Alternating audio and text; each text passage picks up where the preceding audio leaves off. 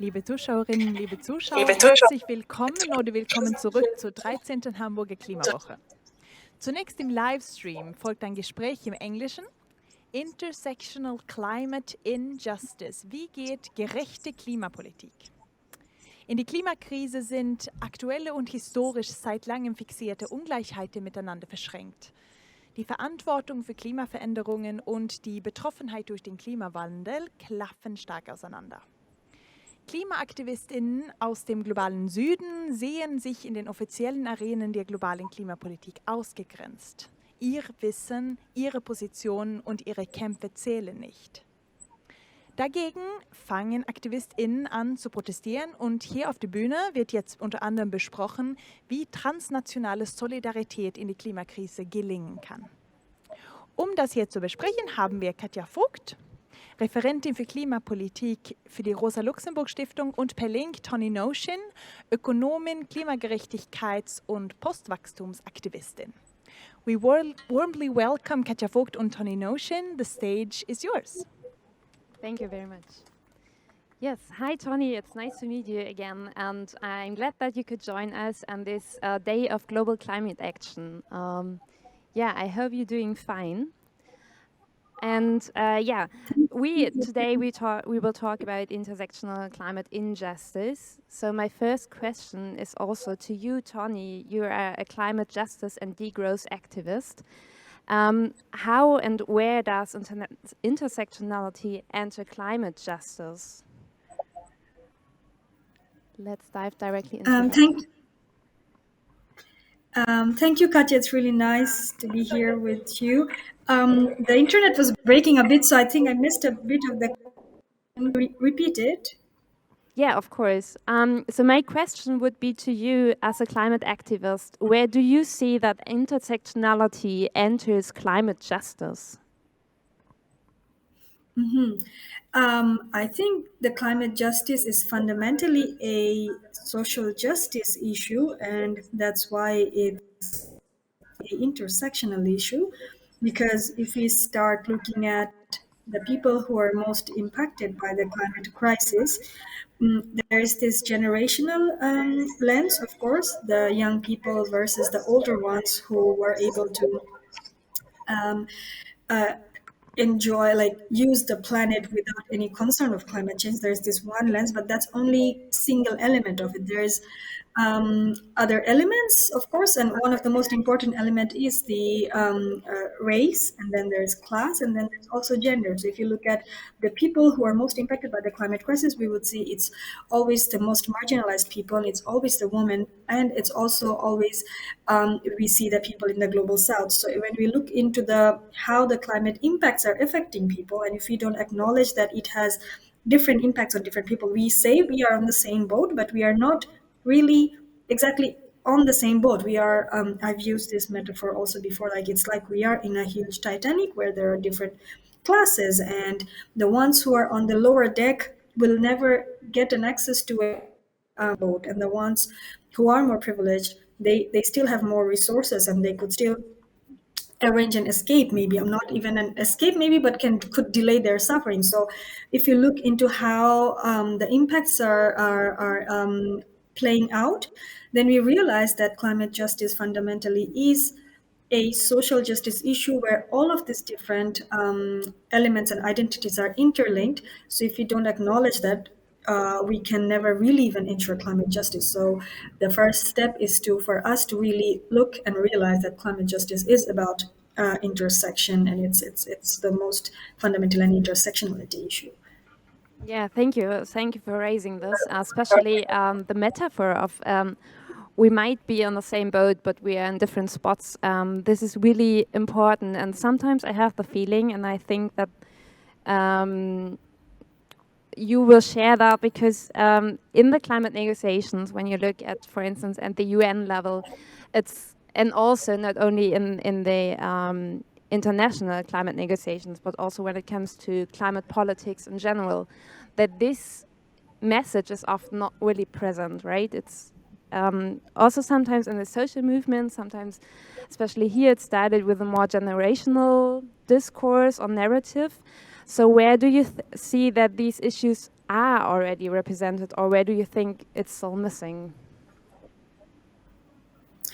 In terms of the intergenerational issue, if I got you correctly, so we see more the intergeneral issue being presented, but in terms of the other aspects, it's still a long, hard fight, even to ensure that the indigenous communities who are actually the leaders in terms of coping with climate change, in terms of learning to live with nature in harmony, in terms of still also showing solution.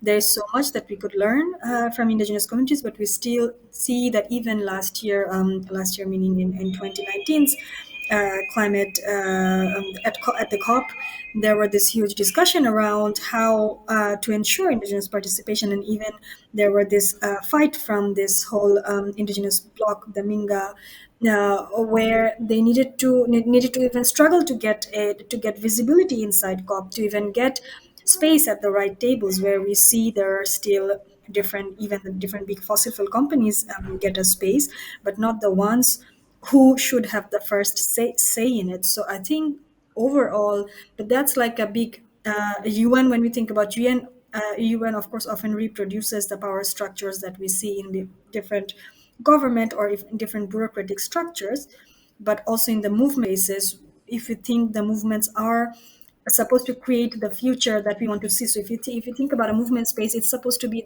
the seed of the future that we imagine, right? Because this is where we are fighting today. This is like the core, and we imagine that we are creating a practice, we are creating an environment that we want to see throughout the society. Then I would say that the movement spaces are the ones where we should see the best practices. And even in the movement spaces, there is a huge lacking. So in one way, of course, the change is happening in last 2 years. In global, if we specifically talk about Germany, we have seen a lot of changes coming. There are more awareness. There is awareness about the anti-racism, like the climate movement needs to be actively anti-racist. There are some more panels, more talks are being organized about this issue. There are more, maybe even some resources are that safe spaces are being created for BIPOC activists in different climate camps. So those things are happening, but it's still not enough, I would say. And in terms of, if we really took it as seriously, if we realized that for this fight to really integrate these issues of, it's same with also sexism activists, if the movement is not actively fighting and ensuring that they are doing the right practices, it's about freeing themselves. So unless we free ourselves, and unless we start having the right practices, how can we claim or even think that we will be able to bring about this whole society-wide changes? So there are still, we still need to walk a long way, but on the other hand, we are I feel we are walking in the right direction.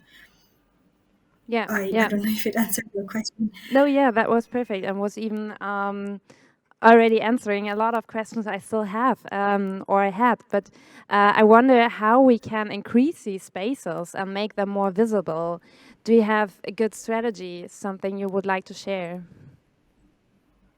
Yeah, I mean, the strategies are nothing. I would say it's still the same, the things that we have been saying since last 2 3 years, or even more. So one of the thing is to really acknowledge that work needs to happen. And when we say, okay, anti-racism needs to be a priority, it's same with also, as I was saying, like, not only anti-racism, it's about the power and privileges. If we want to see how much subconscious like biases are inside the movement, the problem with it is that that means even the policy suggestions come will have those biases. Even the movement direction we will decide, if the people who is deciding is carry those a lot of different subconscious biases, like feeling just not being aware of how patriarchy works, not being aware about how racism works, and we care, and at the same time even classism work. If we don't, if the people who are in the movement and who are deciding on the future and the direction that the movement takes, if there is not enough reflection and awareness, the outcome, the suggestion, and the direction that the movement takes will also have those biases, right? So that's why it's absolutely crucial that this task is prioritized and needs to happen. it's still, so first thing is to really then start having those power and privilege workshops to really realize this is as fundamentally important as coming up with ideas and pushing government for 1.5 degrees. Even I believe if the awareness existed, maybe we wouldn't even frame in this very technical term of 1.5. Maybe even the movement language would be more different, and it would focus more people. And the demands would even be talking more about the devastation that's happening, and the story that we will tell be also more about real life people story, not technical, just about transition, just about these small fixes where the government side also is happy to maybe sometimes get us lost. So that's one element. So really then realizing that this cultural, this power and privilege work needs to be fundamental, and then mm, uh, uh, giving resources, ensuring that the workshops are there. There are a lot of resources already exist, but that means we need to create systems of having it, this, organizing this workshop and ensure that everyone has access to those workshops. That's one. And the other element is then changing the spaces. If we want to encourage to have more diverse people in the movement, we need to start creating safe spaces. That's happening in smaller scale now, but we need to do that in bigger amount. Need to prioritize that. And then the third element would be to start having conversation, to reflect, then find connection with the movement. So one thing is also to make the climate movement more inclusive, and then the third step would be to start having conversation with the other movements that still are not maybe standing close, but not yet very close with the climate movement. The connections are not established, but we need to start. Some of it is happening, as I was saying, like the conversation with the workers' rights movement. There were strikes. Some strikes happened with the Black Lives Matter and Fridays, but it's in very tiny, small scales.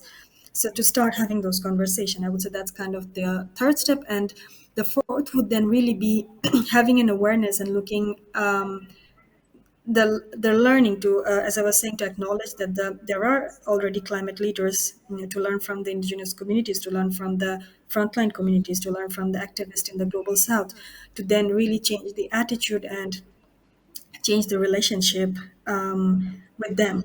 So this would be very solid steps that I think we are taking, but still in much like a side thought, or as a smaller priority, but we could start centering that more in the work. Yeah, definitely. That's very good ideas. And you mentioned here some really, really important points. And what I found very interesting isn't a good word, but when we remember at the UNFCCC conferences, at the climate negotiations, the global ones, for instance, in Madrid, I have often the feeling that since you just mentioned indigenous communities or indigenous people, and that they have a really valuable knowledge that should be considered more often, and maybe would actually be a different narrative to engage with the climate crisis. And my fears, and what is also visible during those COPs, is that indigenous people are often more like a photo opportunity or something you might present on a panel, but it's not really that you listen to them, and it's often that you prefer technologies or technological solutions. What do you think about that, and how can we attack those narratives and change them? Yeah, it's exactly. You shared the reality very well. I think that case where I would come down to the reflection of that we need to connect, and think that we won't be able to fix, like the way forward cannot be the same path how we arrived here, and that I think that's where also comes fundamentally questioning the system.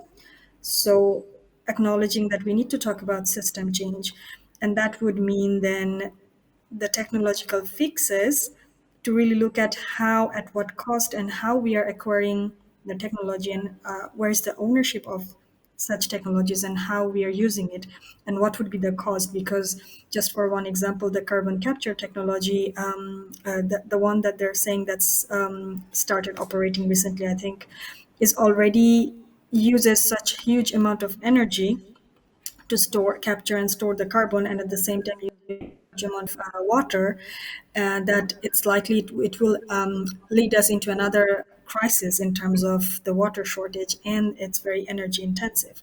So when we look into the philosophical aspect of this technological fixes, and then we think about how we want to live with the world, then the move forward that would bring us to this acknowledgement that we need to rethink our whole, like the philosophical approach to how we live on this planet, and that's where the need to learn from the indigenous community comes. So unless we start having this broader system change understanding, and also the conversation about, as a believer of degrowth, this conversation about what is example of good life, and what does that mean, and how living with the, like, good life fundamentally also includes a relationship with the planet, and that there's so much that we can learn, we need to learn from the indigenous communities who have been living, like we could call them the elders of the planet, because they have been living their way of living, the beliefs, it has been sustainable, and they have been in a deep relationship with the world for so long, before this very specific, like Western civilization way of living, extractive relationship that we established with the planet now that came into being, no? So I think unless it's at the core and we are pushing for that, we are really acknowledging the limitation, able to prioritize that work. So I think this is then again goes back to a bit more bigger work that has to happen to really then to embed that humbleness, and also to realize the like the need, that how we need to prioritize them. So it's not about to just look good, to tick some boxes that, oh, we have some indigenous participation, or just also this from this victim narrative, like, oh, they are the most affected, we need to bring them here, but really to realize that we, for our survival, we need to learn, we need to change our ways, and they are the only ones probably from where we could learn and change. So I think that realization has to come. And I think maybe for that, I think probably longer conversation, questioning the techno fixes to really expose how weak the all this false solution that's coming up. So the problem is we have to walk this long way, which shouldn't be the case, but it looks like we time and again we have to really question and show how these techno fixes are also, like, not only if you look at the design and we show like this is why it won't work, and at the same time to question the philosophical thought behind it, like, oh, you're still thinking in the same way, that's why you're coming up with such solutions, and then really change that thinking. Otherwise it's kind of like the long way to then come back to this point and acknowledge that, yeah, this is where we have to go to learn Yeah. about it. Yeah. Yeah. You also mentioned, I mean, sometimes we as climate activists are very good in criticizing things.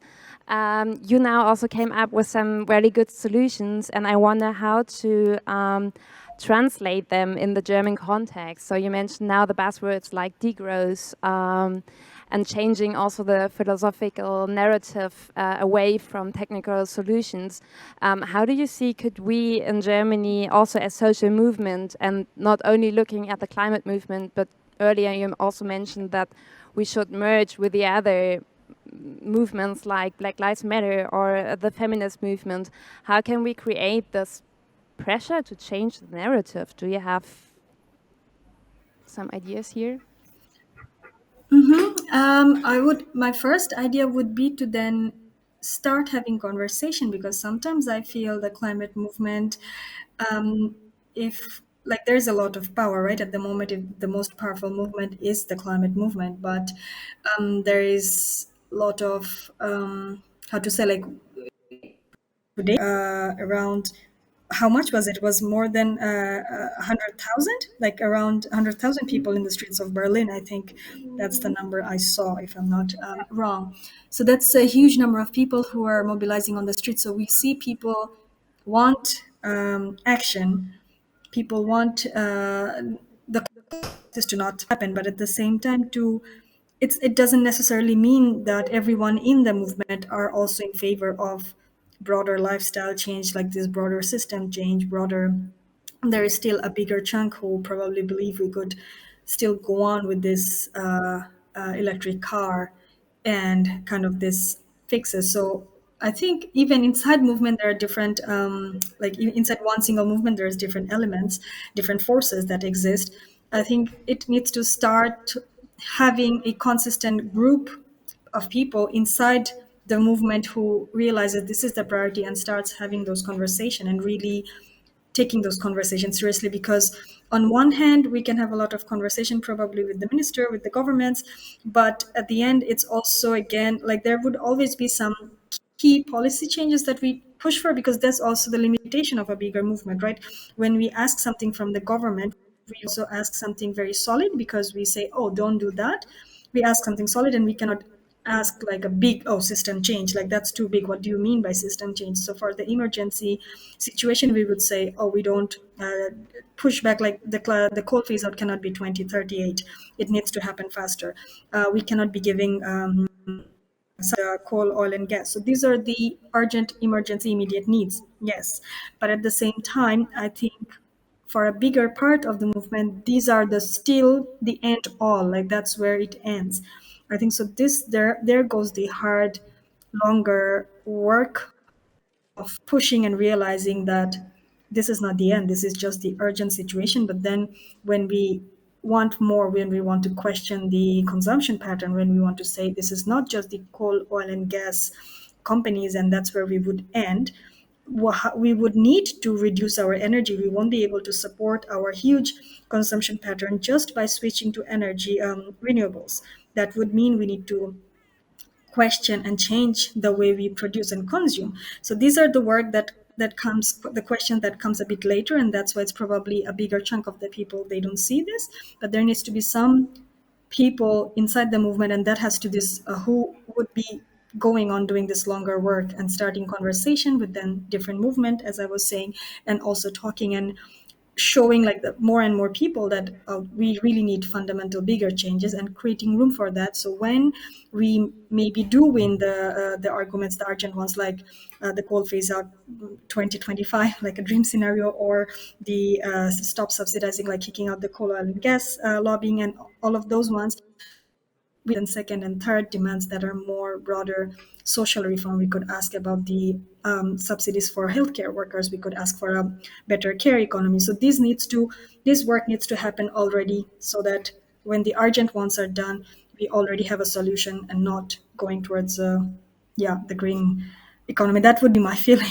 And of course, it's not an easy solution, or there's no like a magic wand that we could do it. But I think the conversations need to happen, and we need to start. Some people really need to take that work on and continue doing that. Yeah, and you also, I like this differentiation between, or not differentiation, or that this is just a start, like starting with the urgencies and then go into the other sectors where we need to talk about. Also, as you mentioned, the healthcare sector, but of course also how do we see our lifestyle? Do we need to work 40 hours per week, or is it maybe also a thing rethinking of how we want to live? So I see a lot of, because our the topic is also the intersectionality, and this is also where this comes in.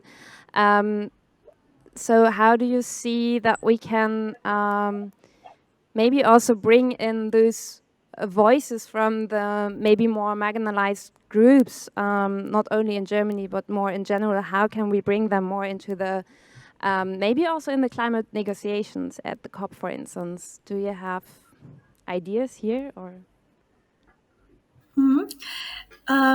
I think some work, for example, I know that this year's COP, there's going to be Fridays for Future MAPA group who will be coming. It's probably also a lot of partnership that needs to happen. Usually there is always this contra COP, like the alternative COP, where we see way more alternative movement activist voices. But inside the COP, so what I've seen, like there were certain solidarity work. There was this initiative to make sure the MAPA voices are being heard inside.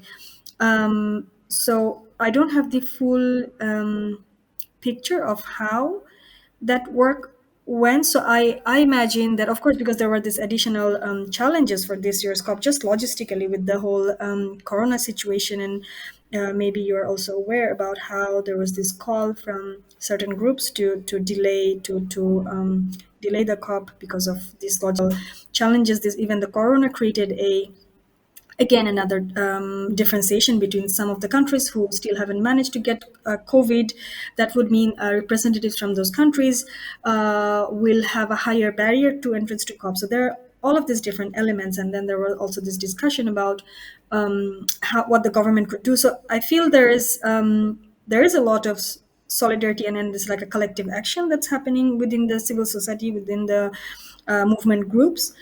In terms of so in that light, I think it's not from. It's also about the structure of the UN. Like I feel from the civil society side, we are doing probably a lot. So that's because I don't have the whole, as I was saying, like the full picture, like the bits and pieces that I know. I feel that there is quite a bit of effort that's going in to really make sure that the voices are being heard. We're bringing people inside the this certain spaces. From the movement side, definitely some of the trend that we started seeing happening in the last years because of Corona, this that gave us this beautiful chance also to then connect over Zoom, connect over internet,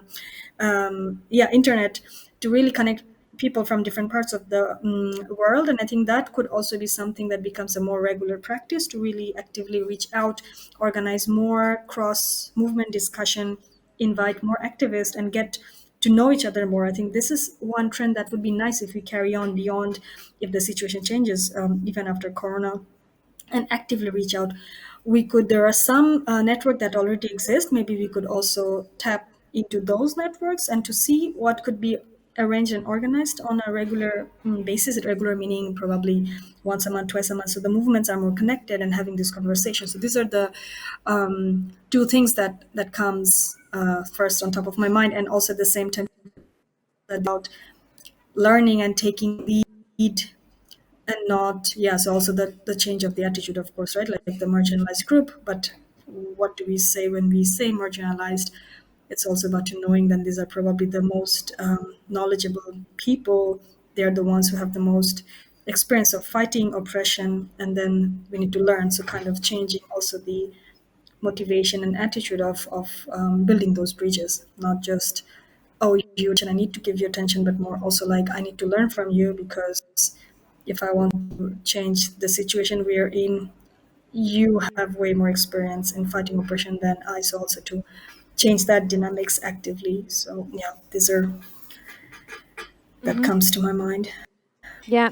So, and do you think, because the idea that, or during the last year, which have been, or last months, which have been very challenging, under the pandemic situation, and there have been climate impacts worldwide, especially in like the hurricane season was stronger again, and we saw a lot of devastating pictures again running through the media. And I wonder, do you have the feeling that especially the climate movement grow in the last month, even though they weren't visible on the streets because of the pandemic? This I'm not sure, but I also have a similar feeling, because I think I also, from your question, I get an answer, like, or I feel like you also have some observation. I do feel that this sudden increase of this devastating climate events in parts of the world that get more attention in media, like Canada and the floods in Germany, the forest fire in the US. I think these have also popped some bubble, even middle class, relatively secure people who, somehow probably were still managing to not be too bothered, or still run away from the climate crisis news. And I felt this shook a lot of people. Like I personally also saw in many spaces, for example, just in simple like certain Facebook groups where people would never talk about climate crisis. I saw people like suffering from climate anxiety and really asking, I want to do something where I can go, what can I do? And I cannot deal with this stress of seeing this forest fire. So maybe I feel, so I don't know if it's connected to the pandemic, but I feel it's more like this really climate crisis playing out and getting worse is waking way more people up. And it's really now, even a lot of the propaganda still couldn't make people like, even it's too, the situation is so bad that it's not possible for the climate deniers to still keep people believing in that. I feel that that's kind of the situation. So I don't know, so I don't know if it's connected with the pandemic, but I do think that this the floods and this recent really bad catastrophes are the reason where more and more people wants to do something and feels like they Yeah. have to do something about it. Yeah, and it was actually also quite sad to see that only now, when it's in your backyard, right, that people are actually aware of the climate crisis, or becoming more aware that this actually is an issue also affecting them, and that only people living far away or not in their direct view. You might be right that now some people are shaken There's up. also, Go ahead. Yeah. sorry.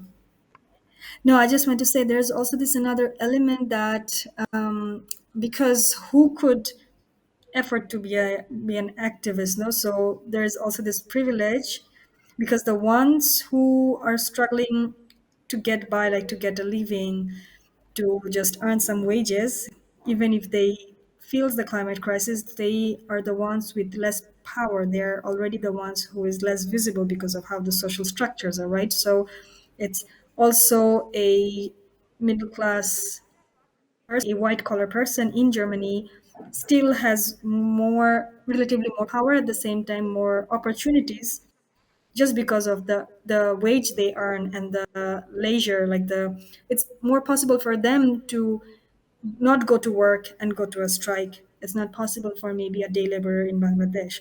So I think because of this element, and now these are the people who are waking up on this relatively privileged bubble. So I think there's also this this class and also this global north-south dynamics that's here as well. So I Yeah. just want to point that out. Yeah, I also, in what you just said, I hear a lot of things we could go on with discussion, because I think what you just mentioned, that these injustices, maybe not even between, or not only between countries, but also within, at least being in a privileged position of having a job during the pandemic, which I could do from home. I think that made more people, in the beginning at least, made more people aware that this might be actually privilege, right? And others maybe didn't start and just thought, okay, damn, I have to stick at home, while others, blah, blah, blah. But other things that came up during the pandemic show really the injustice. Also when it comes, for instance, for the care sector, for service sectors, all those things where you saw now people have to be outside or have to be in the risk of infection, especially in other countries, but also within Germany you saw that. And then you see people on the street protesting against Corona action. So that was, But this is a different issue. Today we want to talk about climate injustice. We have only 5 minutes left. So I wonder, how do you see that we can become stronger and maybe even also more visible during these COPs? Are you planning to go to Glasgow? Do you have something, or do you have any hopes or fears when it comes to the COP happening in November in Glasgow? The fear that I had was that this COP will also be will amount to nothing, like all the other COPs. We wouldn't see any commitments from the governments, or any solid actions. The fear was that we would still see. I think it really makes me very angry to see how the fossil fuel companies sit at the COP. Like it's still for me so, yeah, like it's so absurd for me. And I think in terms of hopes, I already see some hopes because I saw that all the fossil companies are going to be banned from the venue. Like there was one news that I saw. I don't know if that will be executed. So that's something I thought, oh, that's really nice. That's already a bit different than the last COP. And then this declaration from China came 2 days ago, where China said they wouldn't be financing any coal-based power plants abroad, which is really big because China is one of the biggest financiers and like through many ways, like directly building it, giving money, exporting coal, like to the coal power plants abroad. So even though it's just a small element, but even then it's still really big that China said that. Of course, there are criticism that they did it so that they could avoid a lot of pressure at in the COP, but that still also shows that they're afraid to face pressure in COP. No, so I think these are the small things that I feel are really adding up, and I feel like people power, like it's probably working. Like, and also this recent declaration. To double up the climate support from the US. I think these are all little pieces. I think that's inspiring. That I find it's really giving me a bit hope. I didn't really expect. Also, I was still thinking, probably nothing happen, despite this IPCC report that came up. No, like this Code Red for Humanity that just 2 months ago, and there's going to be another one soon. So my hopes. I'm not going to Glasgow, but we are organizing. So there will be two different panels as part of the because now this year they're organizing the COP, alternative COP in like this online and offline version. Also because there's this huge barrier for most of the people to now because of Brexit even more to travel. But there will be two panels that I'm directly involved. One with this feminist foreign policy and feminist decolonial foreign and then like climate policy, what it could mean. So something about that. And then will also be a degrowth panel on the COP. So these are the specific things that I think it's still nice that there will be all of these different topics. And I'm looking forward to also seeing what are the other, because I could only participate online. And I do think there's going to be maybe some more bigger things happening at this COP. So I will be looking forward to that. And also this on October 29th in all over Europe, there's going to be a finance day of action. Like this is also another key element targeting all the different companies that are financing this fossil fuel industry, right? And there's going to be like this decentralized day of action just before the COP. I'm also very excited about that because I think these are these very complicated relationship that always stays hidden, but these are becoming more clear to people to really understand. We also need to attack finance to dismantle this one element of the power. So these are all of these different things in the coming month. I'm quite excited and looking forward to. So I think maybe change is coming, and this is how I feel like from all the recent developments that's been happening. Yeah, so let's see. But at the same time, there's still a lot that we have to do. So that's how I feel. Yeah, yeah. Thanks for raising all these very positive things and outlooks. Despite the fears we still have. I also heard that Biden announced that they will pledge a bit more finance for climate, for their climate politics, or more for general climate programs. Yeah, and also thank you for doing the advertisement for the People's Summit. For people interested, look at, I think the web address is COP26 Coalition. There you find all the different programs, and you are able to have, to join the event with Tonny about, the feminist colonial climate politics, or climate policy. Thank you very much for raising this. And I think now we're already at the end of our very nice discussion. I enjoyed it a lot.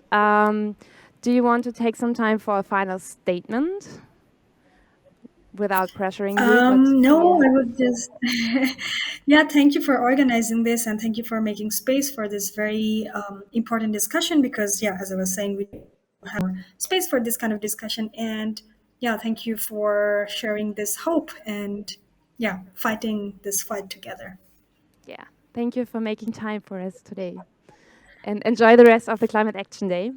And see you soon. Thanks. See you soon. Bye. Bye.